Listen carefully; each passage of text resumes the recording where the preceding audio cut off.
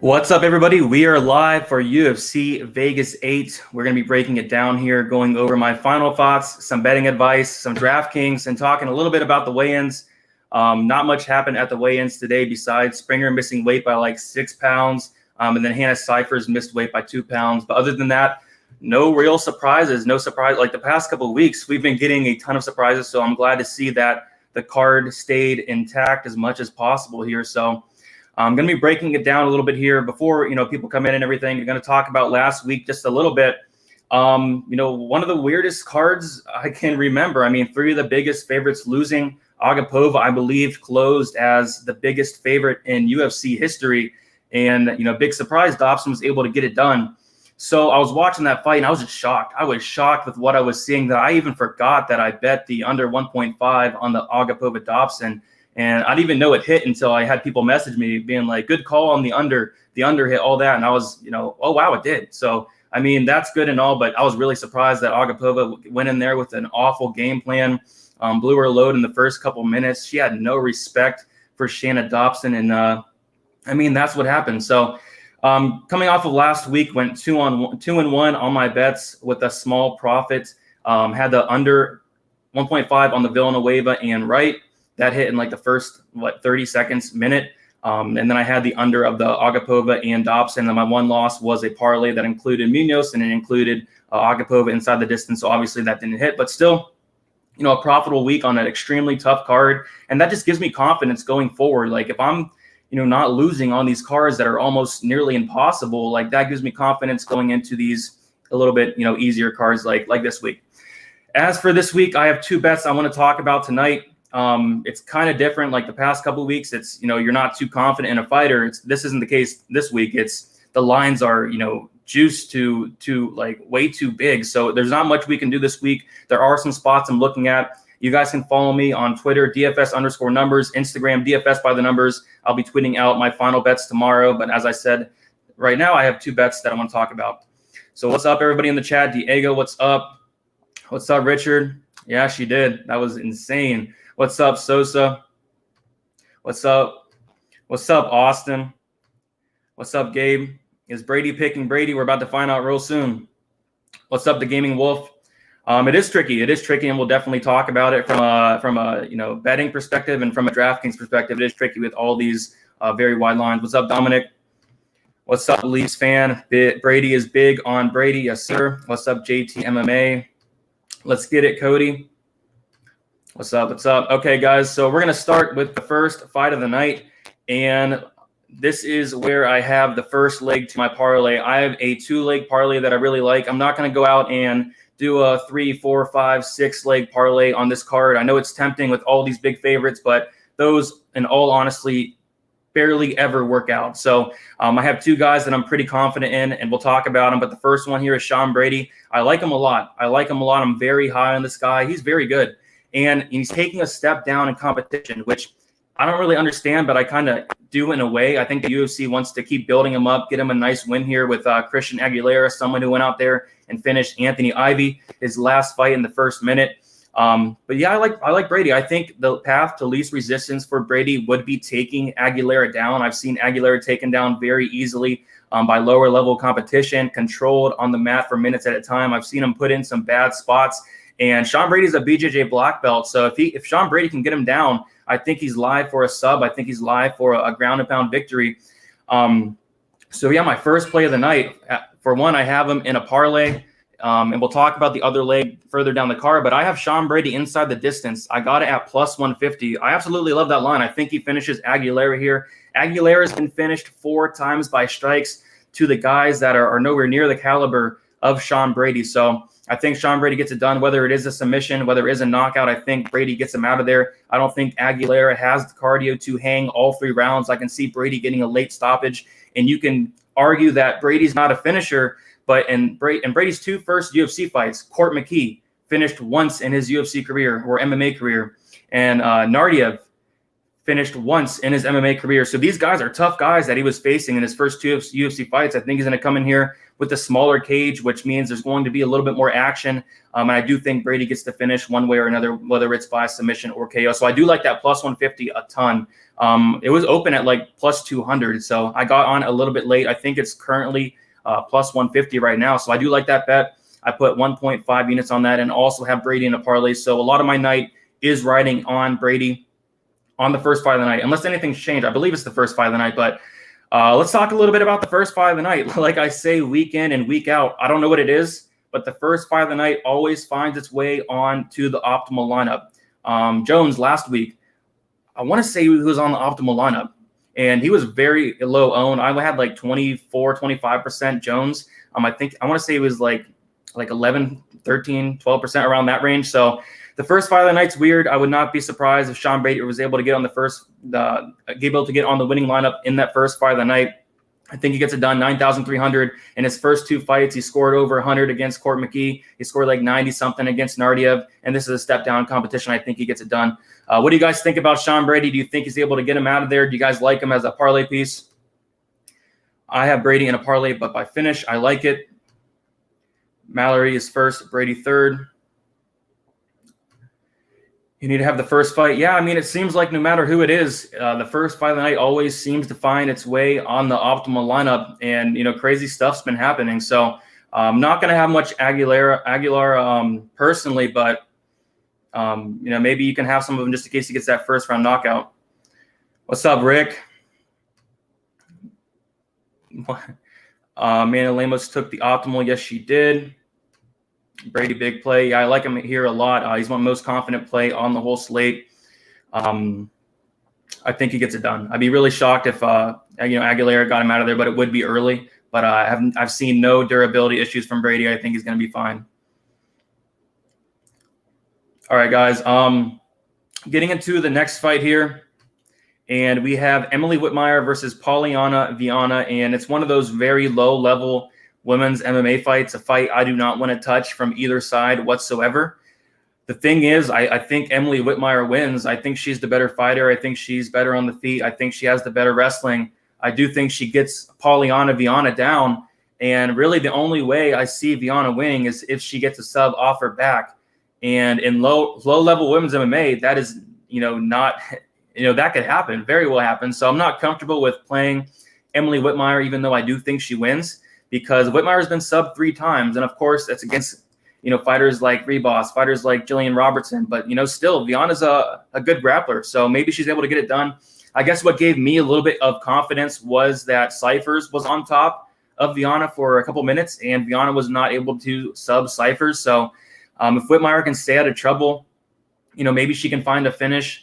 Viana's finished 100% of her fights, though. So I don't know. If Viana gets it done, I think it's going to be by some type of armbar or something, And would I be surprised at this point in women's MMA? Not at all. So if you want to go out there and bet it, I'd recommend not doing that. But the play would be Whitmire. Even don't mind the fight doesn't go to decision, because I do think Whitmire could get a submission of some type. I think Viana, if she wins, it's going to be by submission. So I don't hate the fight doesn't go to decision at plus 120. The under 2.5 is plus 150. But personally, I want to stay as far away from this fight as possible from a betting perspective. And we can't say the same thing about DraftKings. On DraftKings, we need to have this fight. So I do like Whitmire, but I will have some Viana as well. If Viana wins, it's probably going to be high score. If Whitmire wins, I can see it scoring high as well with takedowns, with some advances, groundwork, all that. So it is a fight.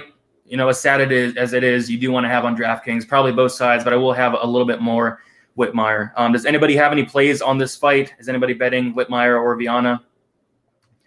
Viana by sub, plus 305. It's not an awful price if she does win.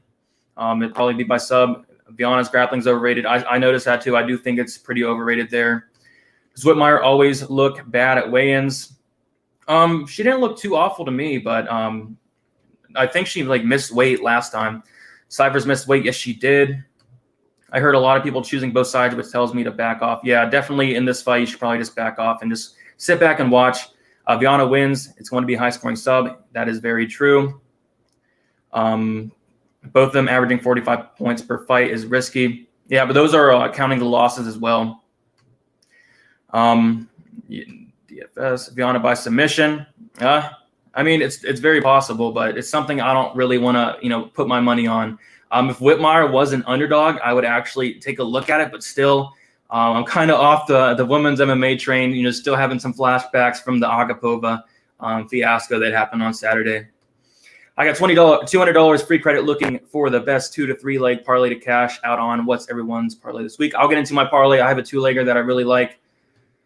I think Ice lost 8 women's fights in a row. I'm thinking of getting into live bets. Women's MMA is too risky. Yes, sir, it is. All right, so we're going to get into the next fight here. So, so far I have Brady inside the distance. I like that quite a bit. I also have him as one of the legs of my parlay. Getting to the Austin Springer versus Alex Caceres fight, and this is an interesting fight, especially from a DraftKings perspective, because we have Caceres at 7,400 and we have Springer at 7,200. And I'm kind of stuck on what to do here because obviously Caceres is going to be chalk. He's minus 180. I even think he could be a bigger favorite than that, but it seems like a lot of people disrespect Caceres a lot. Like in the Hooper fight, like Caceres was like minus 200. And I was telling people all week, if Caceres is able to keep us on the feet, he's going to win and it's going to be a dominant win. And that's just what he did. I mean, I don't think he's awful. I mean, he's not the best fighter in the world, but I do think he gets the job done here. As for DraftKings, it's not a must play for me. Caceres is someone who does not typically score well unless he is fighting Chase Hooper. So this is probably a play I'm going to have in cash, but I'm probably going to be a little bit lower owned in GPPs because I don't think he has enough to really break the slate. But with that said, if no other underdogs win or very few underdogs win and Caceres gets the job done, it could be enough to get on the optimal. So in kind of a tough spot here, I really don't want to go too high owned on a guy like Alex Caceres, but the pick is Caceres. I'm not going to bet it. It's really hard to trust him.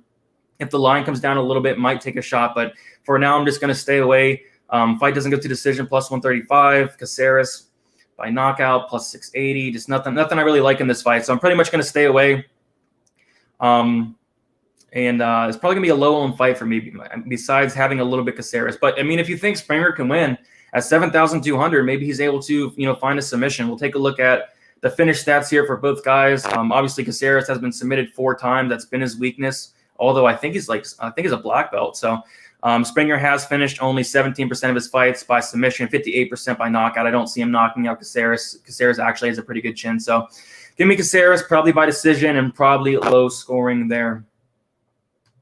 No Chase Hooper in this one. Yeah, I mean, Hooper, a lot of people had tons of action on him, which I mean, Hooper did get him to the ground at some point, and Caceres was able to get out of some submissions. They weren't even close, but Caceres fought really smart in that fight. And Caceres got me a takedown on that DraftKings slate as well. Caceres was like 13%. I ended up doubling the ownership on Caceres. He was one of my low-owned dart throws, and he ended up getting on the optimal lineup. Parlay Brady and Martin, we'll talk about in a little bit. Is Springer a dangerous fighter? He's a little bit dangerous, but I don't think he's dangerous enough to really put out Caceres' lights or anything. What do you think about Springer coming in 6 pounds over? Obviously, it is a concern. That's a ton. But he is coming in on a couple of days short notice, so can't fault him too much. But you really are worried about like what kind of shape Springer is coming in with overweight by that much. Everyone is betting heavy dogs. I don't think any of them win. If dogs win, it will be the pick'ems. I'm kind of with you there, but I do think there is some value on some of these fights. We want to know if the AC is fixed, Mr. DFS. Yes, it is fixed. Some guy came in. He put a window unit inside my apartment, and then a couple hours later, they ended up fixing my whole air conditioning. So I'm feeling good. It's 71 in here, a lot better than 89. I have a nice hoodie on as well. But the air conditioning's fixed and all that's good. Ink Alive, KO 105. Springer is going to gas out. I say that because he looked gas. Just kidding on it. I think he could possibly gas out. And I don't know. It's a tough spot, especially on DraftKings, because you want to have some exposure to this fight with the prices. But maybe Caceres wins and he scores 80, 85. Is that enough to get in the optimal lineup? Maybe it is. So I don't know. I don't know what I'm doing yet with that ownership.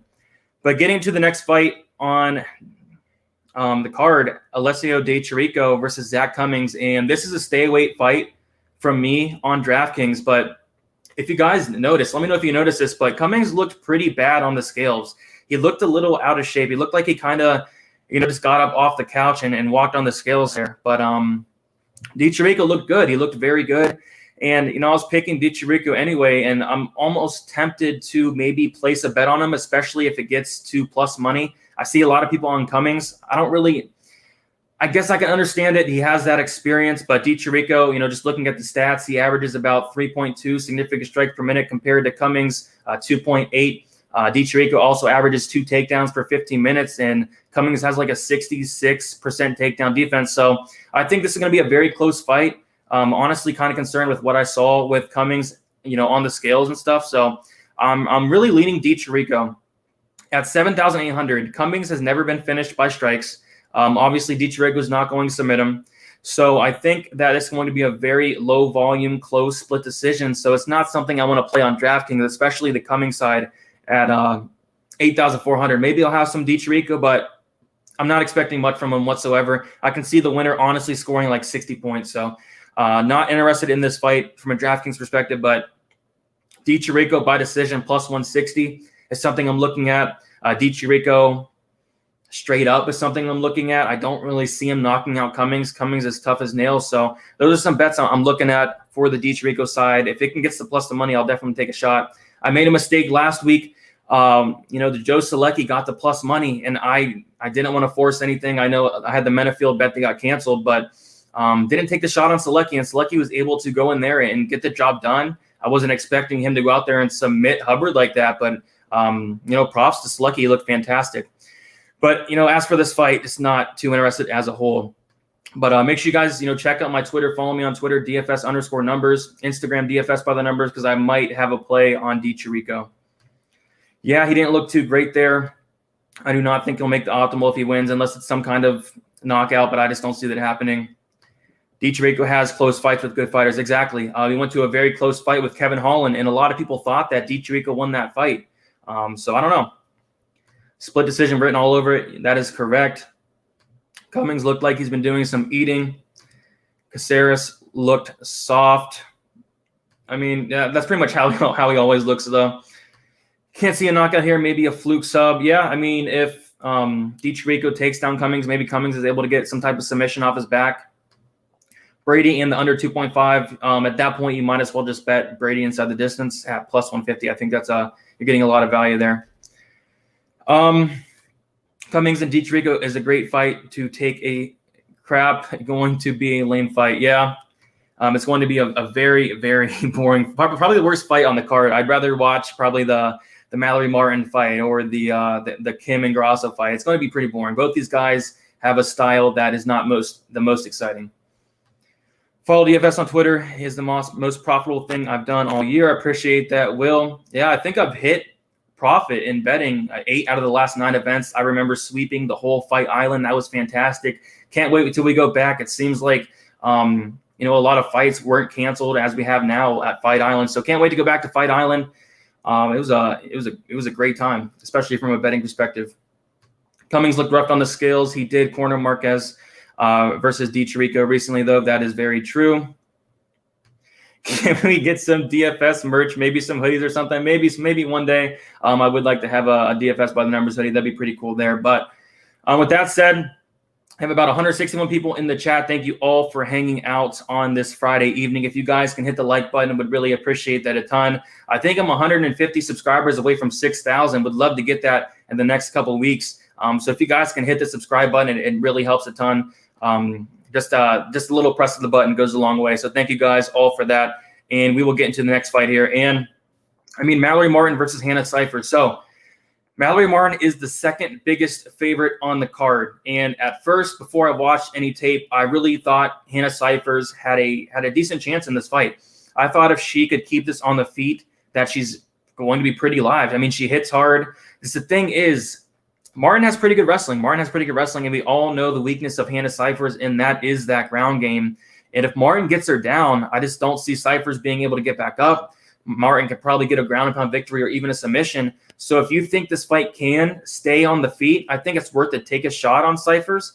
But I just see this touching the floor at some point. and I see Martin getting it down to the mat and doing some damage, possibly even getting Cyphers out of there. So I was thinking about parlaying Martin with Brady, but the line is a little bit too wide for my liking. I got somebody else in there, but I don't hate Martin as a parlay piece. I'm not personally going to do it. For one, the line's a little too wide. For two, women's MMA, so expect Cyphers to go out there and submit Mallory Martin. You know, just something crazy. Women's MMA, you never know, guys. So I wouldn't parlay Martin myself, but I think she gets it done. I really do. So, but yeah, Martin on DraftKings, 8,900. I actually like that quite a bit. Cyphers has been finished in 5 of her 6 losses, and of course, that's against better competition. Agapova was able to get her out of there in that first round, but I think Martin gets it done. And I actually looked at playing Martin inside the distance at plus 240. I think that's a good line. Might take a shot on that because I do think if she wins, it's probably inside the distance. But I don't know. I like Martin to get it done. I think she scores well on DraftKings. A lot of people that go against Cyphers do. But if Cyphers is able to use that strength and keep it on the feet, I think she's live in some type of way. But give me Mallory Martin. I like her on DraftKings. I might look at the inside the distance, put a little bit on that. But not a fight I'm overly interested in. As for Cyphers on DraftKings, I mean, maybe she is able to get some type of knockout or something crazy happens. Wouldn't question it at this point in women's MMA. So I don't know. I like Martin to win. What do you guys think about that? You do a good job, Brady. I appreciate your humble disposition. With kind regards, Jim Lenneman, DJ. Thank you there. Labeer, she looked dejected with missing weight. Yeah, she didn't look too great. She did miss weight by 2 pounds. Is that going to be able to help her, or is that going to hurt her? I don't know. Maybe it could help her, be a little bit heavier in there, stuff those takedowns is what we like to see when people go against the wrestlers and grapplers. But I don't know. She didn't look too great in there. Why does Cyphers keep getting fights? And I'll tell you why. I mean, the UFC wants to get Martin a win here. That's what they want to do. They know that Cyphers struggles with the ground game. And what does Martin do? She gets girls to the ground, and she does work on the ground. So this is set up for Mallory Martin. So that's why this is probably my second most confident pick on the whole card, honestly. While Martin inside the distance plus 240, did not see that, and I immediately taken that. Yeah, I like it. It's something I might touch myself, whether it's 0.5 units, just taking a small shot on that. Cypher's been finished in 80% of her fights. It's what she gets finished. She's a fish out of water on the ground. So I don't know. I think it's worth a shot. I see Martin winning ground and pound KO. I like it. Hannah missed weight and forfeits 20% of her purse. Fighters that missed weight lost 13 of the last 17. Women's MMA gives me nightmares. Cody's always in here each and every week giving out some great stats. 13 of last. I think Martin gets it done. But women's MMA does give me nightmares as well. Like I was shocked. I was shocked for a day or two. I had to take a mental day off after the Agapova. Like I really thought there was no chance that happened. But I mean, it's MMA. Anything can happen. Cyphers plus 12-15 by KO. Vegas isn't worried about that right hand. I mean, maybe she's able to knock out Martin. I don't know. We've seen obviously crazier things happen, especially last week with Dobson getting the KO, which is I think plus 2,000, something like that. She has a bad chin. Cyphers is good with takedown defense. She is going to do it. Maybe. What's up, Dave? Worried that if Impa can't finish Maki, then that's 15 minutes dealing with his power. Maki doesn't put everything into his punches and still hurts guys. Kind of see a striking fight. Yeah, we're going to talk about that fight next, actually. I think it's a really good fight to talk about. Was Brady the most confident? Yes, sir. Brady is my most confident pick, and then probably Martin after that. Cody got the stats on lock. Yes, sir. Agapova has bad card. If you watched it carefully with Cypher, she was gassing out. I mean, I just thought she came in with the worst possible game plan you can possibly have. Like, man, like she went in there. She was dancing. She was dancing before the fight even started, kind of like the Michelle Pereira that we're going to see next week, the dude that does the cartwheels and the flips. Kind of reminded me like that, I remember him being a big favorite against Connolly, I think, and he ended up gassing out like in the first couple minutes. We'll see him next week, though. I'm really excited about that. Thundernut, I got Patolo as a dog tomorrow. I think Impa is a little too green. We'll talk about that soon. If the book doesn't let me do a Brady inside the distance, should I pick the under? I don't hate that because, Aguilera, if he wins, it's going to be in the first round. If Brady, I can see him winning late third round, though, so I guess kind of hesitant, but, I mean, it's not an awful play. Saw on Clint Show that Mallory Martin was sick her last fight that she lost. I heard that as well. Been following for a while. Big props to your analysis and bets. Thank you, sir. Michelle Prazeres. I think that's we're talking about Michelle Pereira. What's up, David? Great card tomorrow. Yeah, it is a very good card. Especially compared to the last two. Like, this card is actually legit. So I'm very excited about that. So we'll get into this next fight here, and it's a fight I'm really struggling on for a pick, and for a bunch of reasons. Like, at first glance, before watching any tape, I was expecting to come in here and bet Maki Pitolo, especially as an underdog, which at this point, I'm still surprised he's an underdog. But as for the matchup, I just think it favors Impa here. I mean, if Impa can come in here with a good game plan, grind on Pitolo, take him down, hold him down for minutes at a time, grind him out, get him tired, I think he wins. But the problem is, and this is why I'm not pulling the trigger, is Impa's green. Impa's very green on the feet. He's hittable. I think Pitolo has the better striking. On the mat, he's very green as well. And I know Pitolo got submitted by Darren Stewart his last fight, and that was Darren Stewart's first submission. I remember Stewart by submission was like plus 1,600 or something like that. But I don't know. It's a weird fight. It really is. I mean, Pitolo obviously has the experience. Pitolo has the UFC experience. I know he lost to Potter and he lost to Stewart. But I don't know. This is a tough fight to call. I see a lot of people really confident in Impa, and I think he wins. But I'm definitely not confident enough to bet this. If anything, I think all the value is on Pitolo. I think he should be a slight favorite, or at least this be a pick'em here, because he does have all the experience and Impa is still green. But I think Impa in the long run does have the more upside. I think this is actually a matchup that he for sure can win if he fights smart, if he does the right things. And that's kind of saying a lot in a way, because he's only been fighting MMA since like 2017. So he's fairly new to the game, and Pitolo has the more experience. So this is a fight I'm really struggling on.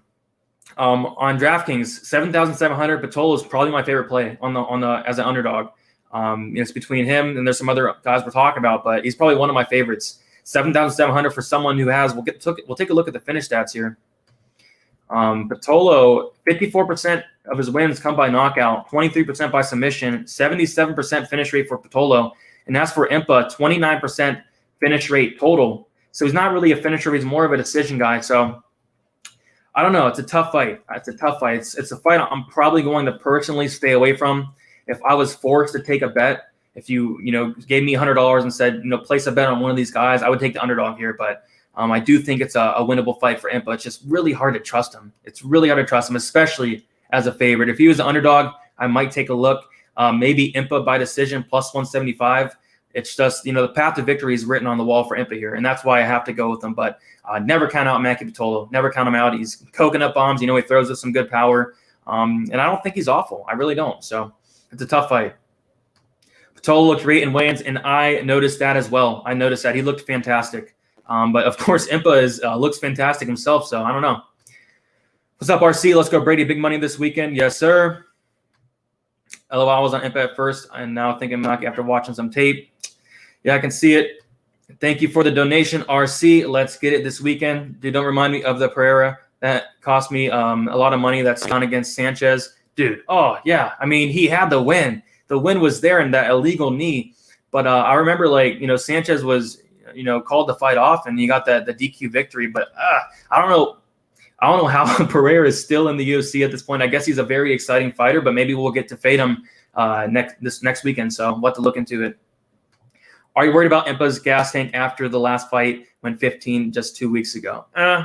If anything, I'd be a little bit more worried about Pitolo's gas tank. I think that Impa does have a little bit of a better gas tank. But you're right, that's something to think about. He just fought, but as did Pitolo about a month ago or something like that. Maki looked great at the middleweight. Pitolo, I'm taking a shot. Y'all convinced me. Can you avoid this fight? And I'll talk about this. So on DraftKings, I'm probably going to be pretty low owned on Impa. It's because I think he's going to gain some ownership. It seems like a lot of people are on him, and a lot of people are on him with confidence, which I do not understand at all. But 8,500 for a guy that's going to go to decision, maybe get a couple takedowns, I don't really see him being optimal. So I'm going to be lower owned on Impa, if maybe very low owned on Impa, and then have more Pitolo there. Kim going to win by knockout. No 5-round fight this week. Yes, sir. We have Caceres losing. I think he gets it done, but, it's really hard to trust him. All right. Getting into the next fight here, we're at about 30 minutes, pretty much on time here. And then, towards the end, we'll go over my most confident picks. We'll go over my favorite underdogs. We'll go over my bets and everything. And, but wow, Magomed Ankalaev versus Ion Cutelaba. And this is the fight. This is the people's main event. This is the people's main event. And this is the fight I'm really looking forward to.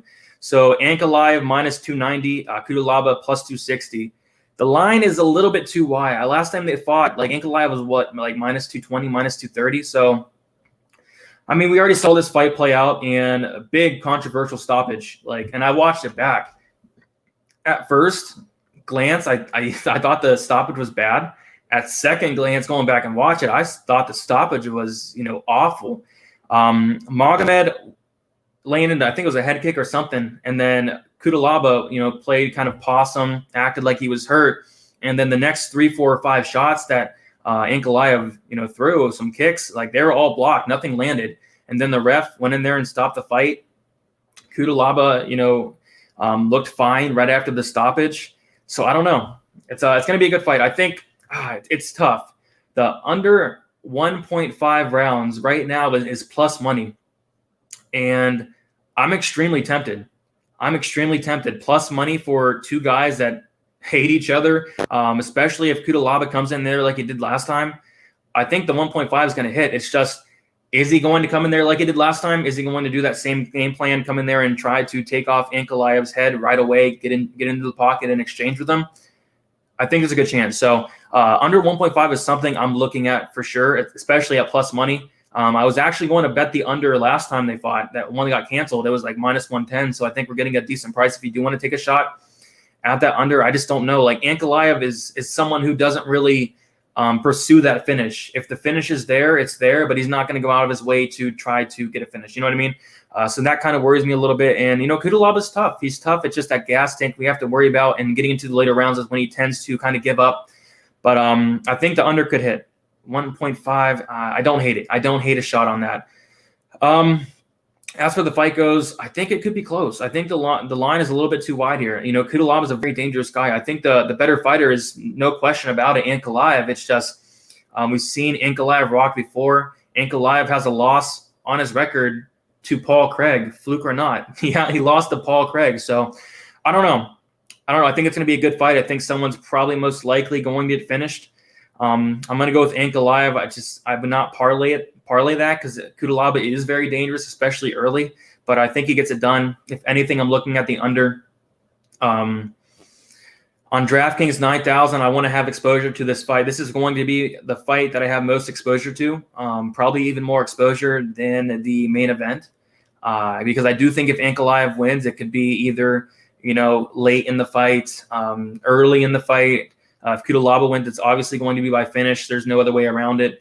Cutelaba at 7,200 plus 290 inside the distance is if he wins, it's going to be optimal. So I do like Cutelaba as kind of a punt play, but at the same time, I think Ankalaev is a fine play himself. So I don't know. It's going to be a really good fight. What do you guys think about this fight? You guys have any bets here? I like the beef that they got going on. Yeah, for sure. Don't play possum when there's a ref. It was an amateur move. Yeah, I did not. I thought that was not smart at all. And it's hard to be all that mad at the referee. Of course, it was a bad stoppage, but I mean, he kind of asked for it, like he looked like he was rocked, at first glance. Got to go with the Hulk there. Cutelaba seems to not see the head. I thought he was able to see them coming. He was able to block the next, couple head kicks after he got the first one. He's able to block those pretty fairly easily there. So I don't know. I don't think we really saw what would happen in the first fight. The line is way too wide. I agree there. I'm building a lineup with all underdogs. Good luck to you. That would have worked last week, wouldn't it?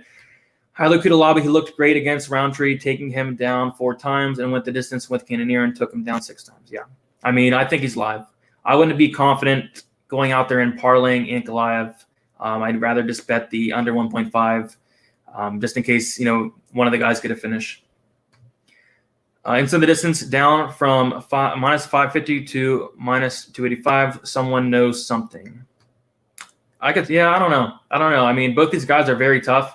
It's just Cutelaba does struggle in those later rounds, especially if he, gets it all out, blows his gas tank in the first round. Cutelaba going to be an optimal lineup, a strong feeling here. I'm going to have a decent amount as well. If he does win, it's going to be in the optimal lineup.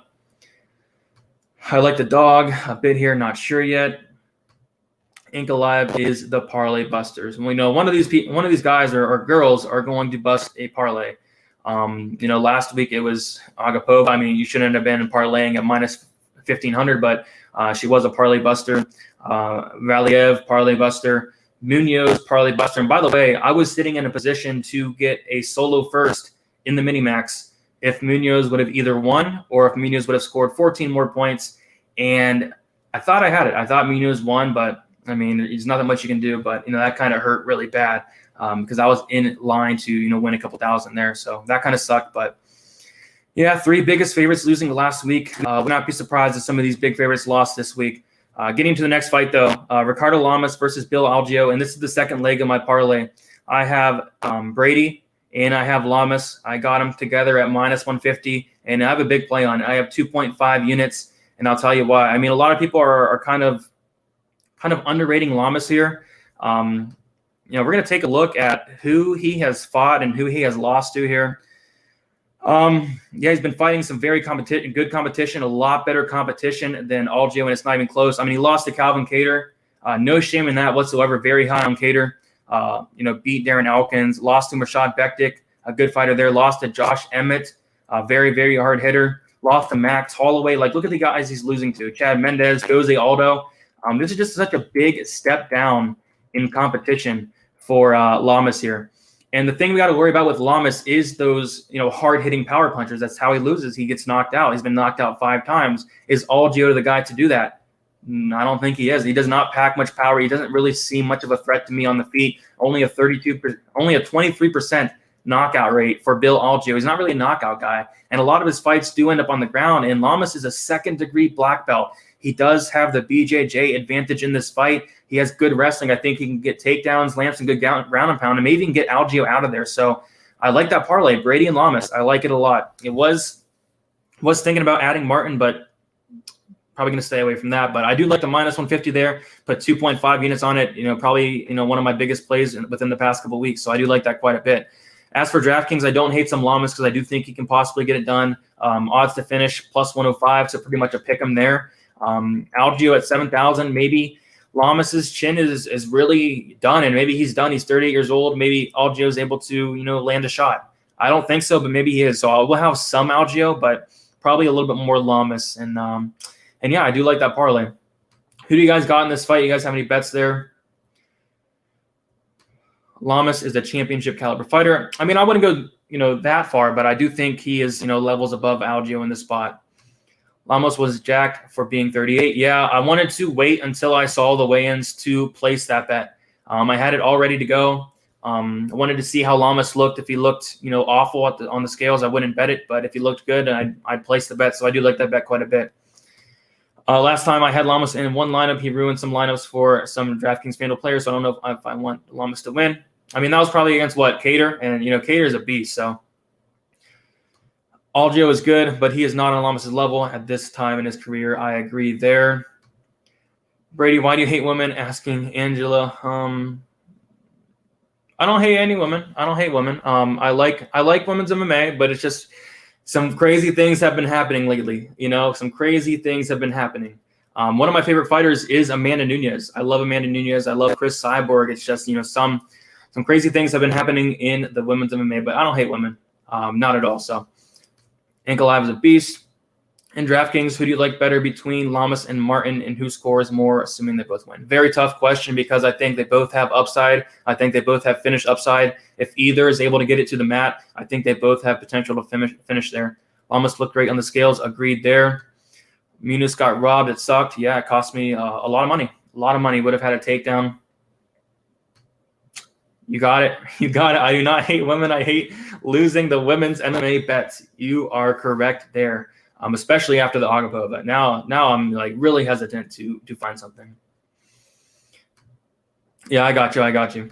Women MMA are good. It's just you never know who's going to. Yeah, you never know what's going to happen. But it is exciting. A lot of these fights are exciting for women's MMA. I mean, if I wasn't high on Agapova, I thought it would have been a great fight to kind of sit back and watch. Dobson was able to hit the under for me, so that was cool to see there. Women's MMA is tricky, and this is 2020 tricky to bet. You are right. It is 2020, and Agapova losing was the most 2020 thing I've seen in some time. Yeah, I cashed that under. I did cash that under there. Yep, you're 100% right. You're 100% right. All right, guys, we have about 230 people in the chat. Thank you all for hanging out. If you guys can, please hit that like button. Also subscribe if you haven't yet. Would really appreciate that. 227 if you guys have not subscribed yet. If all of you guys could subscribe, maybe we'll get to 6,000 in the near future. That'd be a huge milestone to hit for me. I would really appreciate that. But getting into the next fight here, Alexa Grasso versus Ji Young Kim. And I don't know. I mean, Grasso was like minus 340, minus 330 a couple of days ago. The line is now coming back down to earth. I even think it could be a little bit closer. And watching tape on Kim, I didn't like what I saw. I really didn't. I mean, she has some power. She's just very slow. She's very slow. She's very hittable. And against someone with Grasso that's going to have a speed advantage, I don't really like that. So I don't know. The thing is, Kim has a 6-inch reach advantage, so maybe she's going to be able to, stick at range. I feel like this could be a close fight, actually.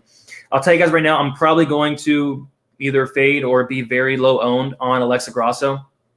No point in playing her when she's not going to go for takedowns. She's not going to get a finish. 9,100, strictly striking.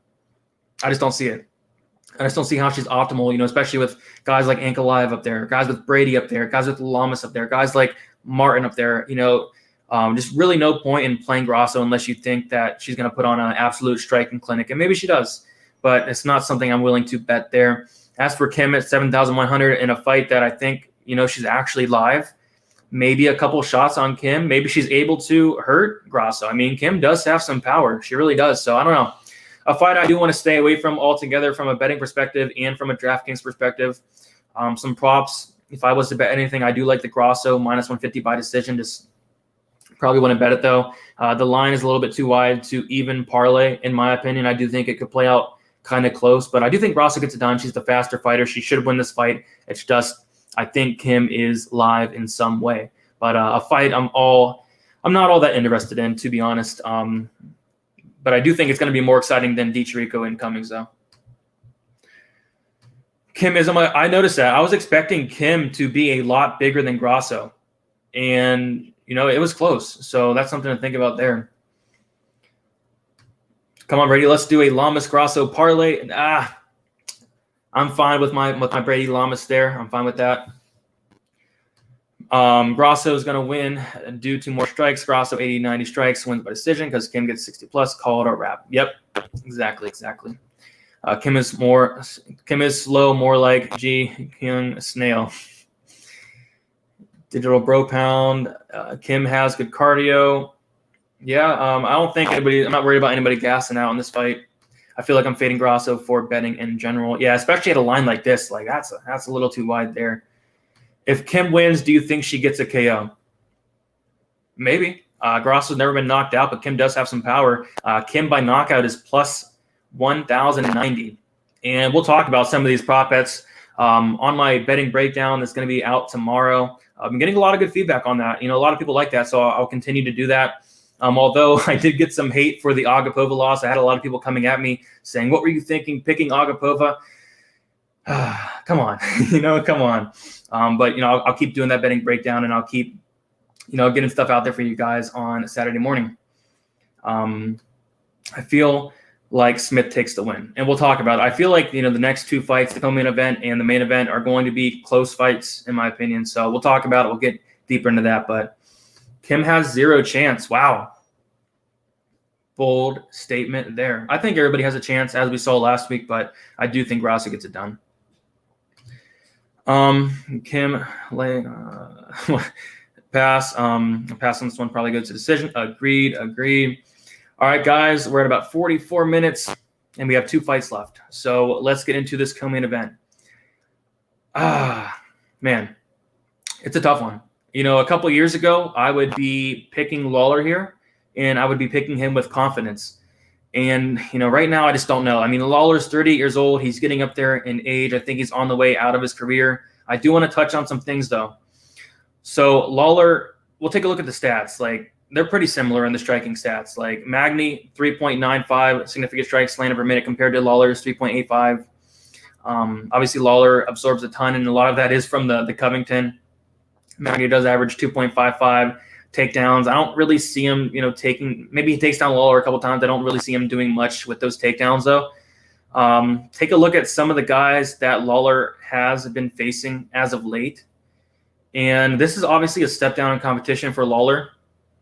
Of course, we remember his last fight against Colby Covington. Covington scored 160, 170 on DraftKings, which was awesome. It was all over that. But Ben Askren in kind of a controversial stoppage. Herb Dean thought he was out, but he said he was good. And I don't know. That was kind of controversial there. And he almost knocked out Ben Askren. Rafael dos Anjos, no shame in that. Beat Cowboy, lost to Tyron Woodley when Tyron Woodley was good. No shame in that. But I don't know. He hasn't had a knockout win since 2015 against McDonald in the 5th round. He hasn't had a first-round knockout since 2013. So I don't know. I want to pick Lawler here. I really do. It's just tough. It really is tough. I think the value is on Lawler. I think this could play out close. But to me, and I don't know if you guys feel this way, but I think that Lawler is knockout or bust. Because I don't see Lawler winning a decision here. I think it's going to be pretty tough with Magny with that, in the clinch, doing damage in that clinch, using his range, using his length against Lawler, just throwing the more output. I think Lawler's output, as of recent, has definitely dwindled down a little bit. But I'm going to go Magny, and I'm going to go by decision. I see a lot of people taking shots on Lawler at plus 200 plus. I don't hate that. I think this could play out a little bit closer than people think. I don't see Magny going out there and finishing Robbie Lawler. If anything, I like the minus 110 Magny by decision. I don't see him finishing Lawler. I don't see him knocking out Lawler. So, yeah, I don't hate that Magny by decision. If anything, Lawler by knockout plus 490. I think if Lawler wins, it's going to be by knockout. It's really hard to see him winning a decision. So those are just some of the bets I'm looking at. As for DraftKings, I'm not going to be playing Magny, or at least very little. He just doesn't score well unless he's fighting the Leech. That's when he had a good fight there. But 8,600, he's not going to finish Lawler. He's not going to take him down multiple times, get a bunch of advances, all that. He's going to land, probably 75, 80, 85 strikes, score probably like 75, 80, 85 points. And at 8,600, I don't like that. I don't like that at all. So not going to have much Magny, but I will have some Lawler just in case Lawler is able to catch him. Magny is low-key chinny. He's been knocked out twice. I've seen him rocked a ton of times, seen him dropped a ton of times, but I don't know how much Lawler has left in the tank. But I don't know. I think it could play out a little bit close. I'm not comfortable with going out there and parlaying Magny whatsoever. If anything, I would touch that minus 110 by decision. If that gets the plus money, I probably will hop on that because I do think you are getting some value with that decision there. Lawler used to train with Magny back in the day, took this fight knowing something leg kicks, takes round 1, and only needs most of the round 2. Yeah, I think he can definitely get that round 1. You're right there. I just feel like it could play out close. You're right. It really could. So the line is coming down a little bit. I think Magny was a bigger favorite earlier in the week. It is coming down a little bit. I could even, see Magny being like minus 170. So I don't know. 70 plus decision points. I can see Magny like getting like 80 in decision, 85, maybe max. I don't really like Magny as a DraftKings play. I don't know, but if Magny wins, I'd rather bet him than play him in DraftKings. Exactly. Brady had the same issue, saw Lawler's pedigree, and said it's Robbie all day. Just feel like Magny gets the win here. Yep. Robbie looks good physically, but he was flat emotion. And I noticed that as well. It's pretty interesting. You guys are noticing a lot of the things that I've noticed throughout the week. But yeah, he didn't look like he was, in the interviews, he didn't look like he was, too excited to really go in there and, make a statement, if you guys know what I mean. They say power is the last to go. You're right. And Robbie's very hittable. He averages like what we just saw at like 5, almost 6 significant strikes per minute. I think Magny gets it done. As much as I want Lawler to win, I'm not a big Magny fan or nothing like that, but Magny by decision is probably the play for me if I have to do anything. Yes, sir. Let's have a green card. I got Magny minus 235. He's now minus 265. On my book, he's minus 230. But, he could be around minus 665 on some books. But I guess we'll get into the main event now. And, guys, remember, it's very important to follow me on social media. Twitter is DFS_numbers and Instagram is DFS by the numbers. My DMs are open at any time. I do this for a living, so I'm, pretty good with replying to a lot of people. If you guys want to talk some fights on fight night, had a lot of people message me back and forth about some live bets. I'm there to give advice all throughout the fight. So, I'm usually pretty good at, getting a hold of. And then I will be posting my final bets tomorrow. I can almost guarantee that I will be adding a bet or two. I don't usually like forcing something, but I do see some spots that I'm probably going to hop on. But as of now, I have Brady inside the distance, which I like quite a bit. And I have the Brady Lamas parlay that I like quite a bit as well. But there are some spots that we've been talking about that I might jump on. But yeah, the main event, Alexander Rakic versus Anthony Smith. So the line's coming down a little bit, and it seems like that's the case for most of these fights. A lot of these lines were inflated, but they're coming down. Besides like Martin is kind of stayed the same. Brady's line kind of stayed the same. Lamas line got a little bit wider, but this is a tough fight for me. I'm not as high on Rakic as everybody is. I've seen him dropped by Devin Clark a couple times. Not a great sign there. He just hasn't fought anywhere near the competition of a guy like Anthony Smith. And we'll look at some of the guys that he has fought. And I don't know. It's a tough fight. But Anthony Smith is coming off of that absolute beating with Glover Teixeira. And I did hear some things I did not like out of the interview, which we'll touch on a little bit. But Volkan Oezdemir, he lost a decision there. A lot of people thought that he won that. I personally scored it for Volkan there. But Jimmy Manuwa, head kick knockout. I mean, who's not knocking out Jimmy Manuwa nowadays? Devin Clark, like I said, he got dropped by Devin Clark twice. Justin Ledette, I mean, compared to Anthony Smith, like all the experiences is in his favor, better competition. But I don't know. It's a tough fight. So in Anthony Smith's interview, he was talking about, like, someone asked him, like, how much time off did you take after that last fight? And he said, not much at all. He said he got right back into it. And I think that's kind of a mistake. But Anthony Smith said he had the best camp of his life, which, again, that's kind of weird to me. But I don't know. I don't know. It was weird. So last fight, I remember hearing an interview with Anthony Smith, and I didn't look into it all that much. He said that he did not have a great training camp at all. He said that he was training on his wife's yoga mat or girlfriend's yoga mat or whatever. And then he went in there and fought, not like Anthony Smith. He went in there kind of, trying to get Teixeira out of there early. He's more of those guys that, takes the round or second round or first round off and, comes back later in the fight.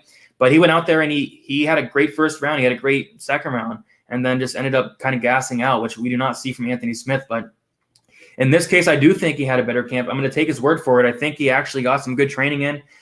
He said he had the best camp of his life. Maybe he did, maybe he didn't. But I think this fight could play out close. I think Rakic is probably going to win that first round. And I don't know. I think Smith is very live here. I see some people taking shots on Smith at plus 230. Yeah, it's not awful. It's not awful. It seems like when people are counting on Anthony Smith, that's when he comes in and wins.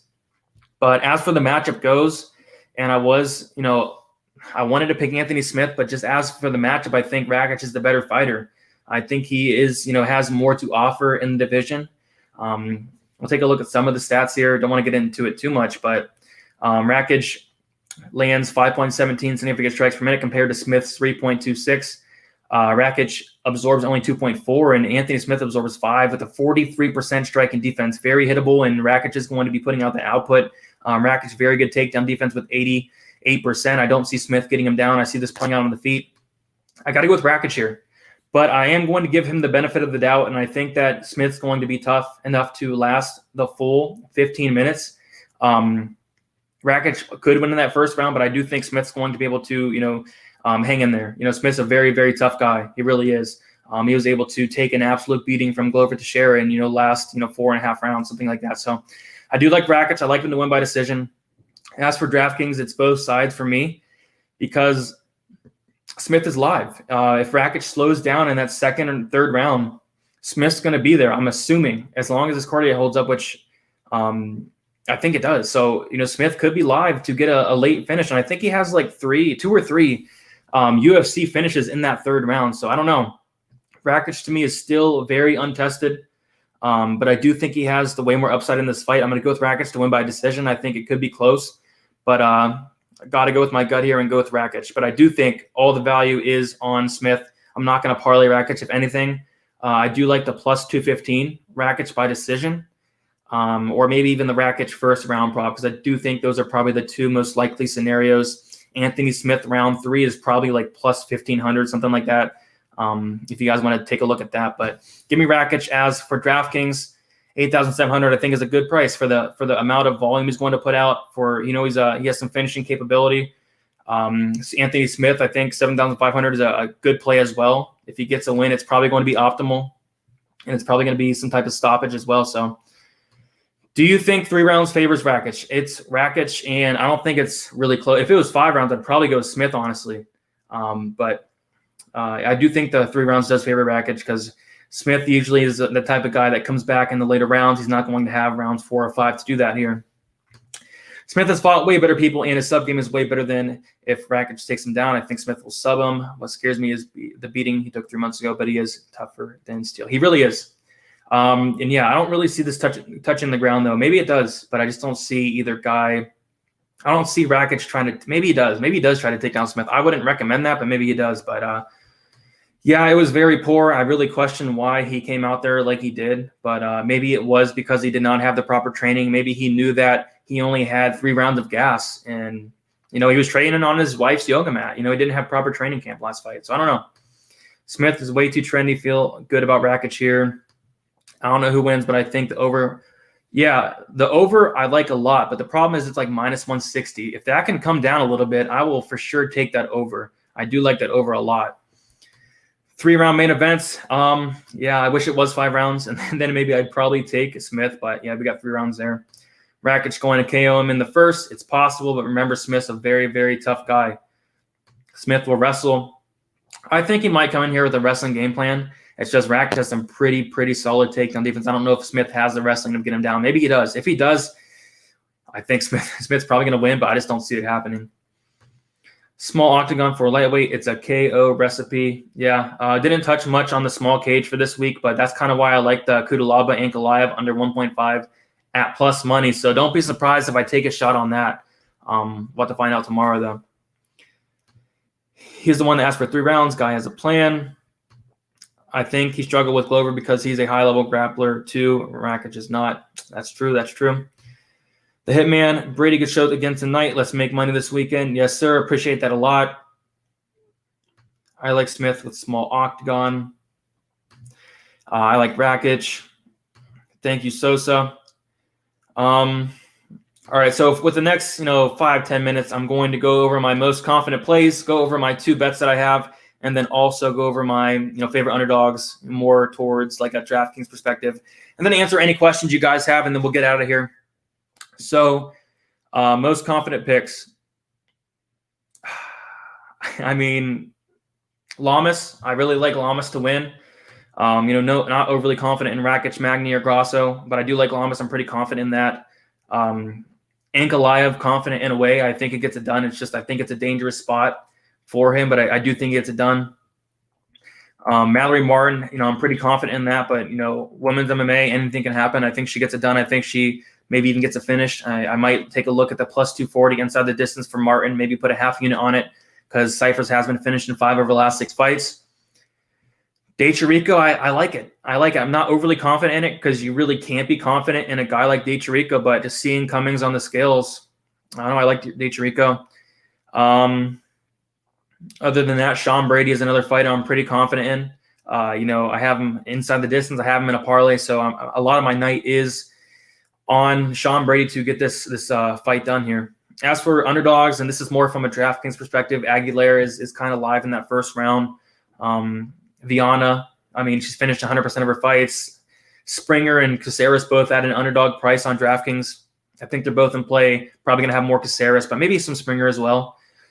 Cypher is not interested in, but maybe she gets a submission or something absolutely unreal like that. Maki Batola, I love that play on DraftKings for the upside. Kudalaba, I love that play for the upside as a punt. Other than that, Lawler, if he gets the knockout, I like that as a DraftKings play. And then, of course, Smith is live as well as a DraftKings play.